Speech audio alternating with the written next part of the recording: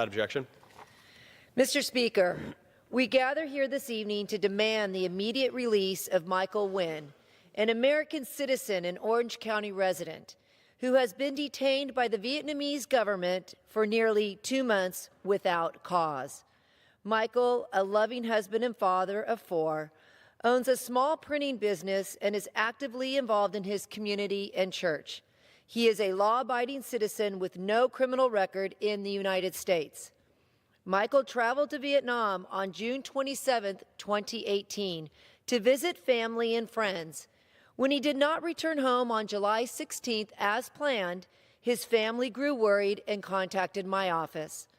They learned through social media Michael had been imprisoned by the Vietnamese government.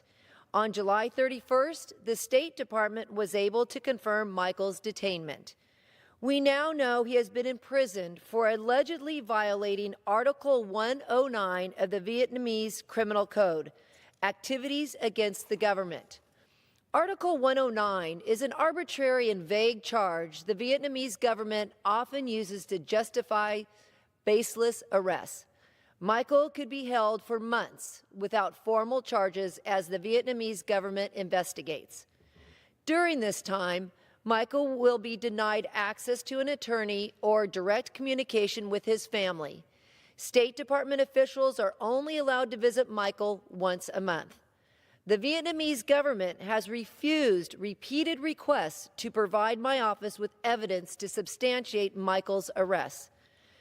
In a perversion of justice, the Vietnamese legal system allows individuals like Michael to be arrested and languish in prison before its government even begins an investigation or evidence.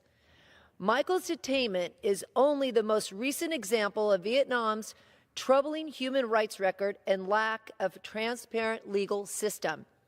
Earlier this year, the Vietnamese government unjustly detained William Nguyen, an American citizen of no relation to Michael. I am deeply concerned for Michael's safety and well-being, and I demand his immediate release. Mr. Speaker, I would like to commend the Nguyen family's strength during this trying time. I'm inspired by their love for Michael and determination to bring him home. Michael's wife, Helen, is a nurse who works long hours with many emergency on-call days. Michael's flexibility as a small business owner allows him to be the primary caregiver for their 4 young daughters. His absence is devastating the entire Nguyen family.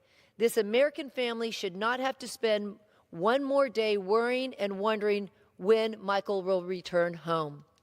Michael's story has touched many people. Several of my colleagues who have heard of Michael's detainment have joined my fight to secure his release. I am grateful for their support and their willingness to join tonight's special order. We will not stop until Michael is returned home safely and will continue to put ongoing relentless pressure on the Vietnamese government. I am committed to bringing Michael home so he may be reunited with his family, and will stop at nothing to make this happen.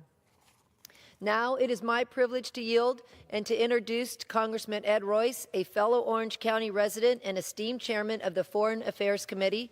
I yield to Congressman Royce, representing the 39th District of California. Mr. Speaker, let me begin by thanking the gentlelady for yielding to me, and I want to commend my colleague Mimi Walters for organizing a special order. I want to commend her for her tireless effort here for the release of her constituent, who by the name of Michael Nguyen.